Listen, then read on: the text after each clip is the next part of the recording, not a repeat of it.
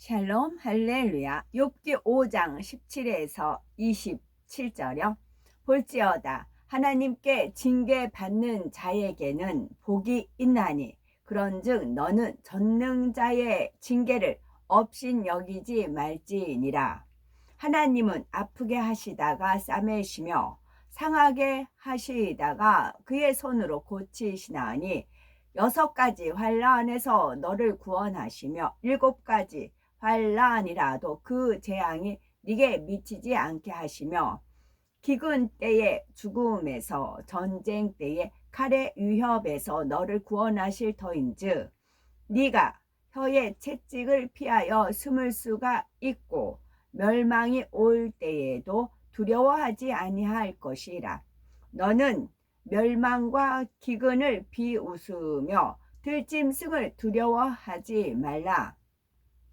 들에 있는 돌이 너와 언약을 맺겠고 들짐승이 너와 화목하게 살 것이니라. 네가 네 장막의 평안함을 알고 네 우리를 살펴도 잃을 것이 없을 것이며 네 자손이 많아지며 네 후손이 땅의 풀과 같이 될 줄을 네가 알 것이라. 네가 장수하다가 무덤에 이르리니 마치 곡식단을 제때에 들어올림 같으니라. 볼지어다 우리가 연구한 바가 이와 같으니 너는 들어보라. 그러면 네가 알리라. 욥기 강의 10번째 하나님의 사랑을 받는 자입니다. 엘리바스의 말에 담긴 의미를 살펴보면서 하나님께 사랑을 받는 사람에게는 어떠한 증거가 나타나는지 말씀드리겠습니다. 첫째, 사랑하시는 자를 징계하시는 하나님. 히브리서 12장 6절에서 8절에는 볼지어다 하나님께 징계받는 자에게는 복이 있나니 그런즉 너는 전능자의 경책을 업신여기지 말지니라. 욥기 5장 17절 말씀하셨고요. 하나님께 징계받는 자에게는 복이 있다 했는데 이는 맞는 말씀입니다. 잘못이 있어서 징계를 받는 것은 하나님의 사랑을 받는 증거이기 때문입니다. 히브리서 12장 6절에서 8절. 혹 하나님을 믿는다 하면서 세상을 사랑하고 진리 안에 살지 않는데도 징계가 오지 않는다면 하나님으로부터 버림받은 사생자가 아닌지 돌아보아야 합니다. 부모가 자녀를 진정 사랑하며 잘못에 대해서 권면과 훈계를 하듯이 하나님께서도 자녀들을 사랑하시기 때문에 무조건 용서만 하시지 않고 필요에 따라서 징계를 하시는 것이지요. 그러나 자녀들이 죄를 범할 때마다 하나님께서 곧바로 징계하시지는 않으십니다. 성령이 탄식함으로 마음의 곤고함을 느끼게 하시는 등 먼저 여러 방법으로 깨우쳐 주시지요. 그래도 듣지 않고 돌이키지 않으면 징계하시고 그래도 거듭 범죄하며 점점 더 무거운 징계를 허락하십니다. 또한 각 사람의 믿음의 분량이 클수록 더욱 흠도 점도 없는 참 자녀로 나오게 하시기 위해 사랑으로 연단하십니다. 그러므로 혹 징계가 임하면 낙심하지 말고 회개해서 죄에서 돌이켜야 합니다. 그러면 하나님께서는 죄를 용서하시고 마음의 기쁨과 평안을 주시며 더 나아가 문제를 해결해 주시거나 마음의 소원에 응답해 주십니다. 경책이라는 것은 정신 차리도록 꾸짖는 것을 말하지요. 엘리바스는 욥에게 하나님의 징계와 꾸지람을 기쁨으로 달게 받으라라고 권면하고 있습니다. 그런데 사실 욥은 하나님께 순전하고 정직하다 인정받았던 사람이고 죄를 지어서 징계받는 경우도 아니죠. 엘리바스는 여전히 욥을 오해하고 있고 또 하나님의 말씀에 담긴 영적 의미도 깨닫지 못한 채 지식적으로 전달하고 있을 뿐입니다. 두 번째, 상처를 싸매시고 모든 재앙에서 지켜주시는 하나님. 욥기 5장 18에서 19절에는 하나님은 아프게 하시다가 싸매시며 6가지 환난에서 너를 구원하시며 7가지 환난이라도 그 재앙이 네게 미치지 않게 하시며 했습니다.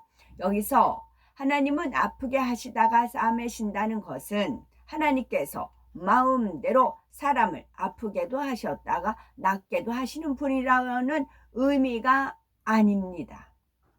설령 죄로 인하여 하나님의 보호막을 떠나 원수마귀 사단으로부터 고통을 받는 자녀라 해도 회개하고 다시 하나님께로 돌아오면 하나님께서는 상처를 싸매 주시고 치료해 주십니다. 하나님의 자녀들에 대한 사랑과 자비는 끝이 없어서 비록 자녀들이 범죄하였을지라도 돌이켜 하나님을 찾으면 놀라운 은혜와 은총을 베풀어 주시는 것입니다. 6가지 환난이란 아담이 불순종함으로써 저주받아 에덴 동산에서 쫓겨난 이후부터 인류가 이 땅에서 경작받는 기간 6천년을 의미합니다. 6가지 환난에서 너를 구원하신다는 것은 원수 마귀의 지배하에 있던 6천년 동안 하나님을 경외하며 진리 안에 살아가는 사람들을 예수 그리스도의 이름으로 구원을 받게 된다는 의미입니다. 또한 7가지 환난이라도 그 재앙이 네게 미치지 않게 하신다라고 했는데 여기서 7은 6천년 인간 경작을 마친 후 이어지는 천년 왕국을 합쳐서 7천년 섭리를 하신 하나님의 온전하신 뜻을 말합니다.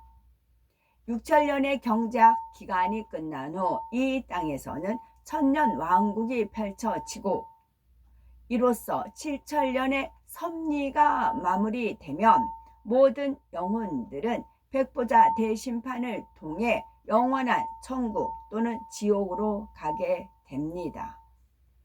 그러므로 7가지 환난이라도 그 재앙이 미치지 않는다는 것은 하나님을 믿는 자녀들은 하나님의 온전하신 주권하에 들어가므로 어떤 재앙도 미치지 않는다는 의미입니다.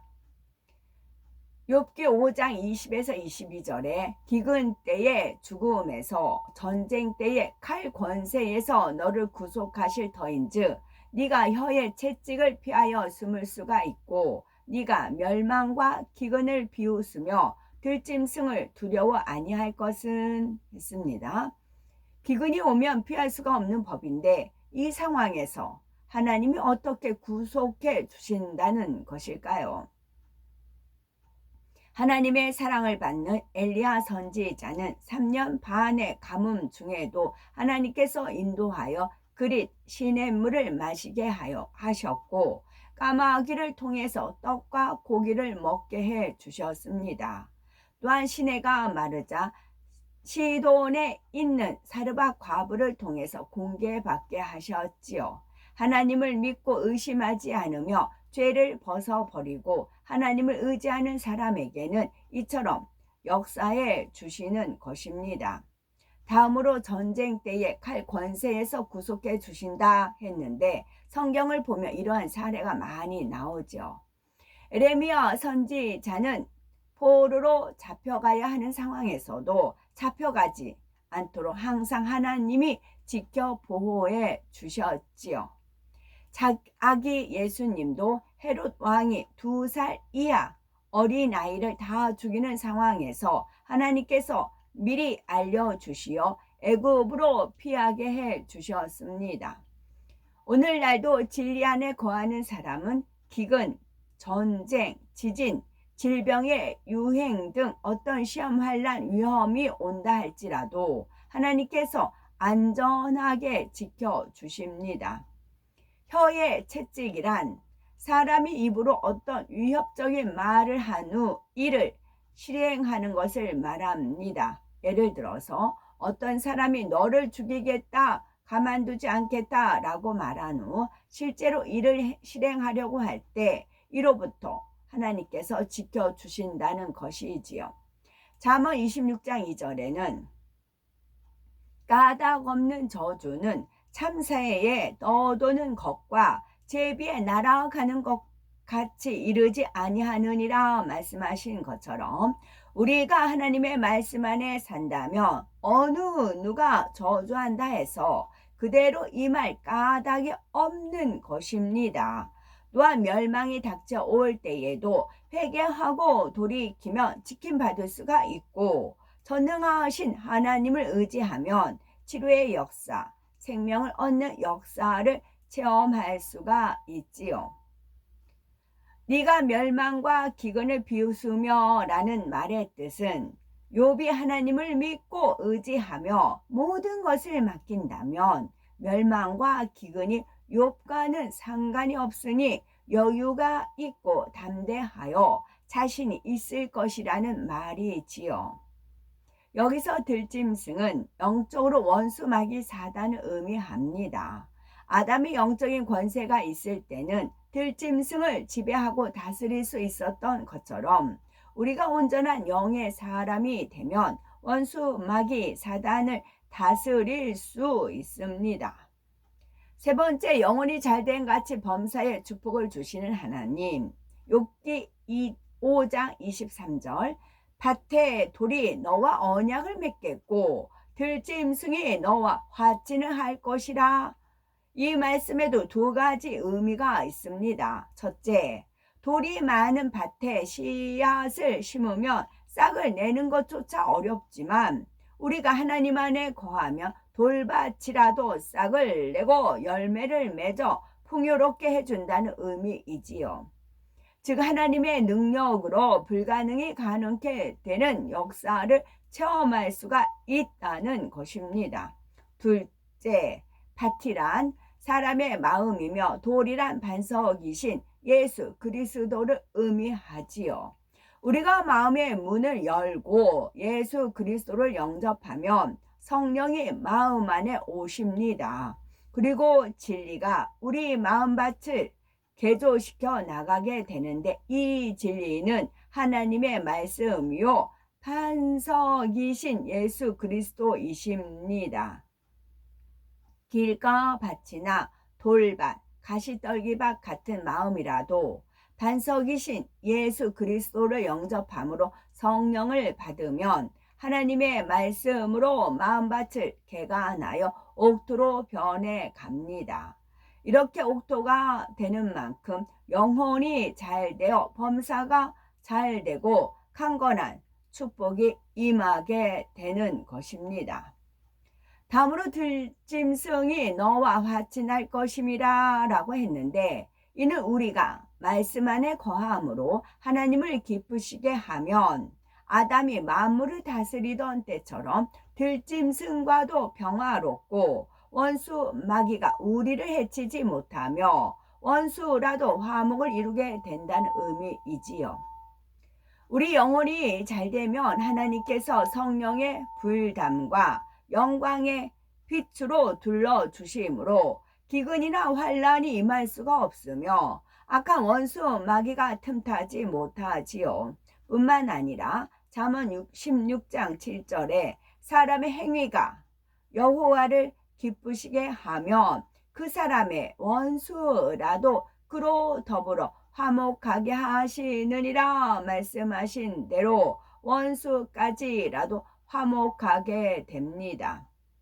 이 외에도 하나님께서는 영혼이 잘된 사람에게 주시는 복을 곳곳에서 약속하고 계십니다. 이처럼 복합적인 의미가 담겨 있는데 엘리바스는 이러한 영적인 뜻을 알아서 욥을 가르친 것은 아니었습니다. 욥기 5장 24에서 26절에 네가 네 장막의 평안함을 알고 네 우리를 살펴도 잃은 것은 없을 것이며 네 자손이 많아지며 네 후예가 땅에 풀같을 줄을 네가 알 것이라. 네가 장수하다가 무덤에 이르리니. 욥기 5장 24에서 26절이요. 이 말씀에는 가정의 복, 사업터의 복, 물질의 복, 자손의 복, 건강의 복, 장수의 복이 다 나옵니다. 성경생에서 대표적인 예로는 아브라함은 이 모든 복을 받아서 누린 경우이지요. 엘리바스는 욥에게 하나님께 구하고 의지하면 가정이 화평하며 물질 축복과 건강, 자녀, 장수의 축복 등 인생의 모든 복을 받는다고 가르치고 있습니다. 그러나 욥기 5장 27절에는 볼지어다 우리의 연구한 바가 이 같으니 너는 듣고 네게 유익된 줄 알지니라 말합니다. 즉 엘리바스는 이러한 하나님의 말씀은 자신이 체험하거나 믿는 바가 아니라 연구에 의한 것이라고 말하는 것이죠. 엘리바스는 자신이 들었던 지식을 영적으로 깨우친 것도 체험한 것도 아니며 단지 문자적으로 연구한 것을 욥에게 가르치고 있지요. 그러니 욥은 이 말을 듣고 깨달아 돌이킬 수가 없었습니다. 하나님의 말씀은 성령의 감동함으로 기록된 것이므로 성령 안에서 영적인 의미를 깨우쳐야 심령의 변화를 입을 수가 있고 상대에게도 감동을 줄 수가 있습니다. 말이 아무리 유창해도 문자적인 가르침은 상대에게 참 생명이 될 수가 없지요. 자신이 먼저 말씀을 행하며 영으로 일구어서 전할 때 비로소 말씀의 권세가 따르고 성령이 역사하여 믿음과 생명을 줄 수 있음을 알아야 하겠습니다. 하나님께서 징계하시는 이유와 목적은 징계를 통해서 회개하고 거룩한 자녀로 나오게 하시려는 사랑입니다. 사생자가 아닌 하나님의 자녀이기 때문이지요. 그러므로 혹 죄를 지어서 징계가 온다 해도 낙심하지 말고 오히려 나에 대한 사랑을 표현해 주신 하나님의 은혜에 감사해야 하겠습니다. 더 나아가 여호와께서 내게 주신 모든 은혜를 무엇으로 보답할꼬 하는 마음으로 하나님 나라에 충성하며 뜨겁게 달려가는 우리가 되어야 되겠죠. 아멘.